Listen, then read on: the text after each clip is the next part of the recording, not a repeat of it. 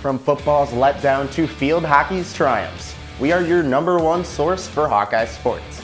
Welcome to DITV's new segment, Recap Roundup.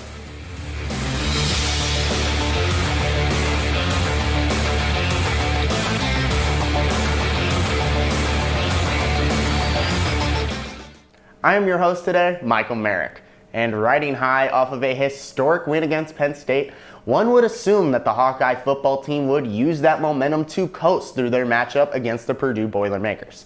Well, that didn't happen. Iowa had their worst performance of the season on both sides of the ball. While the offense struggled to score a measly 7 points, it was the defense who abnormally let the Hawks down. They allowed over 460 yards of offense, and Purdue wideout David Bell torched the Hawkeye defense, totaling over 200 yards just himself. To say the least, this loss was definitely a disappointing one, and it caused Iowa to drop from number 2 all the way out of the top 10 to number 11. Going into the bye week, it is clear that the Hawkeyes are going to have to figure things out on offense. Currently, Iowa's offense doesn't rank within the top 50 in any category. If this team wants to win the Big Ten, they will have to work things out. On a positive ending to the weekend though, Max, I heard the field hockey team dominated against Ohio State.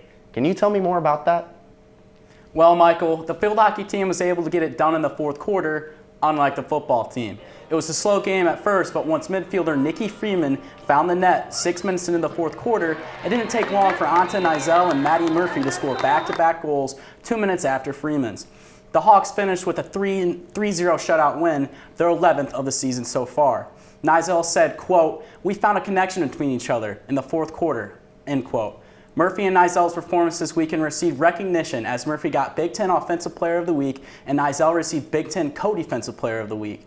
It's not a surprise to see Nizell receive another Big Ten honor as she anchors the Hawks defense that has only allowed opponents to score 7 goals throughout the 16 games this season. The Hawks are riding high with their 16-0 record before they face Northwestern next Friday and enter the Big Ten tournament in hopes of adding another Big Ten championship under their belt. Speaking of the Big Ten championship, Caitlin, how did our defending soccer champs do this weekend?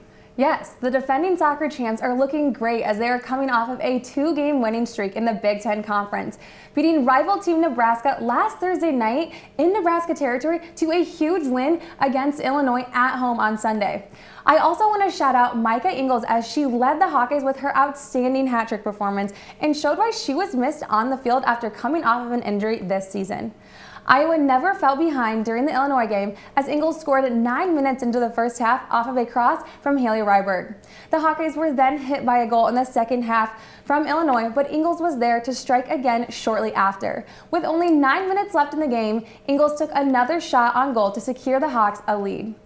Iowa's defense then held off Illinois' offensive unit from capitalizing on any more opportunities, which left the game at a 3-2 win for the Hawks. Hear what head coach Dave Delaney has to say. I was concerned about Illinois' front five. They've got some great attacking players, and in the end of the day, I also thought we could score some goals, and I think that's why it was a 3-2 game. It was a lot of offense. Stay tuned for more updates to come as the Iowa soccer team approaches the Big Ten tournament as the defending champs. Back to you, Michael. Thanks, Caitlin, and thank you for watching. We'll be back next week with another roundup of Hawkeye sports. From the University of Iowa, I'm Michael Merrick. Have a great day.